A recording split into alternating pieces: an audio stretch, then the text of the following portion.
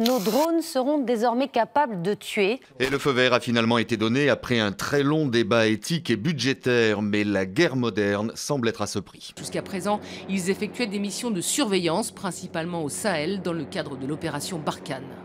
Ces drones permettront de réduire notamment aussi les risques que prennent les équipages, les avions ou les hommes qui sont au sol. Spécificité française, les drones armés ne seront pas pilotés depuis l'Hexagone, mais depuis des cockpits comme celui-ci au Niger, toujours à proximité des théâtres d'opération.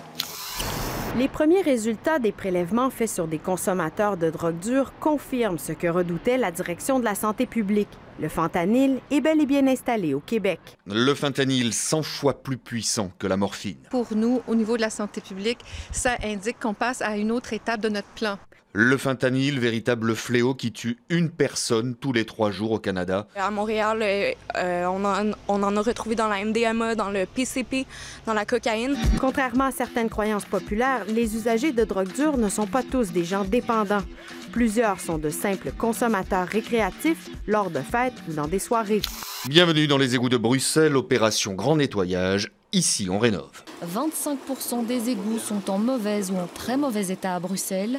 Les travaux représentent donc un coût important. Investissement au niveau rénovation, c'est de 50 millions par an pour environ 20 km. Avec 500 km d'égouts à rénover en 20 ans, faites le calcul, ça fait plus d'1 milliard d'euros. Mais au final, qui va payer? Et ce qui devrait être répercuté sur la facture d'eau.